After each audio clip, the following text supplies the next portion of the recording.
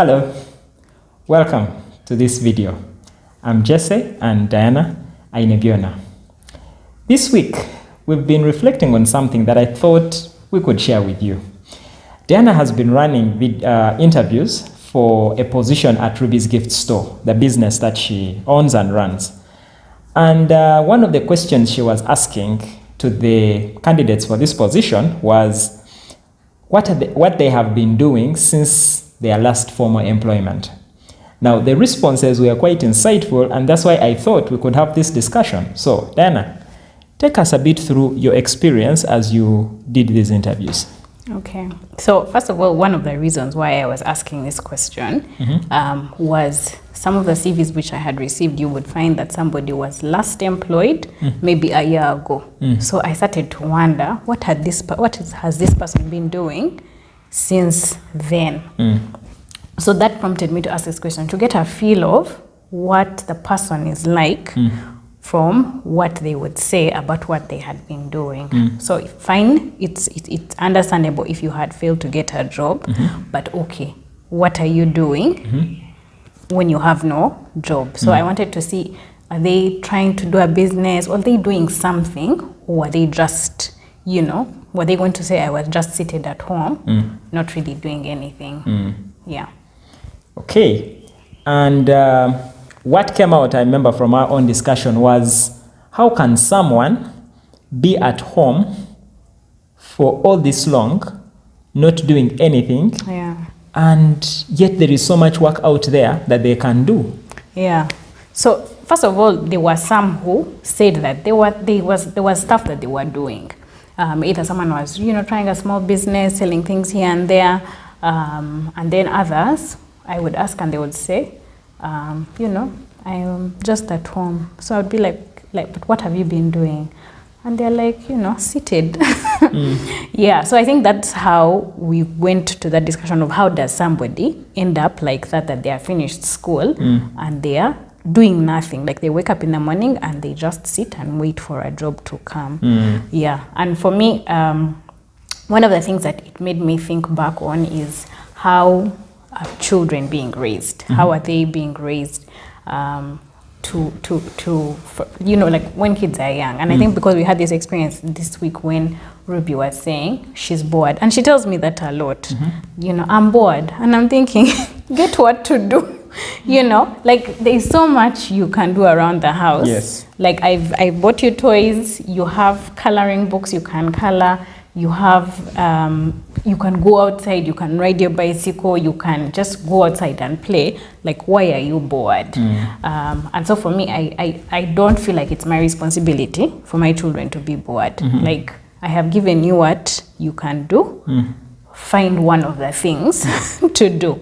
So I think as parents, we need to stop entertaining that question of I'm bored, and then you're trying to figure out, something for the children to do. Like, let's say, and most times I think they just want you to give them TV. At least for me, that's what she wants. I know that when she says I'm bored, it's because she wants to watch TV, and I'm like, no, there are other things which you can do. Occupy yourself, and eventually she'll get her toys and form up some imaginary game and do it. And I think for me it stems from that people need to learn to get what to do, not to always wait to be given something to do, but to look out for what they can do. And it also reminded me of when we were growing up. My mom would always say, how can you be seated and doing nothing? Like, find what to do.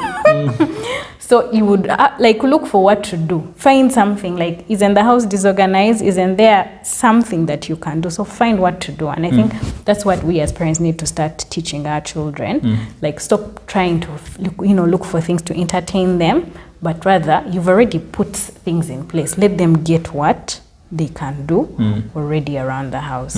Yeah. True. And this is something which I think is very important, because when they learn this ethic of doing work at home, even if it is cleaning the table, organizing the room, organizing the place, doing things, maybe if you have a garden at home and they can look after the flowers, they can go and sweep. That kind of work ethic, my experience has been that it prepares them for the world of work. So you will find that even though there are few jobs out there, there is a lot of work to be done. Yeah. Someone who has got that work ethic cultivated in them, and which better place to begin than home? When someone begins out their life with that level of work ethic cultivated in them, these are people who are not going to, it's 8 to 5, but they really go an extra mile in their work. Even when they don't have a formal job placement, they will still go out there and find something to do because of the foundation that has been built from home. So I think we can't afford to have people seated at home because they have nothing to do.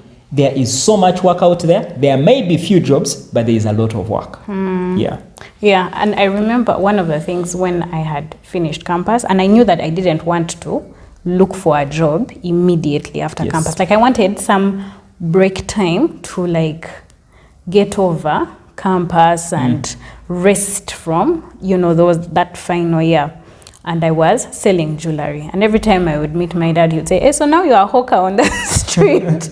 But it was just out of that thing of, like, you can't just be doing nothing. Like, just get something, even if it's not even like bringing in a lot of money or what. It's just to have your mind working and to have your hands busy doing something. And I think for me, it was even asking this question, I wanted to check that when I employ someone, it's not going to be always that they are waiting for me to give them work, that they will be able to look out for what needs to be done in the business without having to ask me, so what is my assignment for today? So what should I do for today? But to be able to say that, there's a gap here, we need to do this, there's this, we need to do that, and not always just being on the receiving end, I need work to do, but to be able to identify what needs to be done. Absolutely.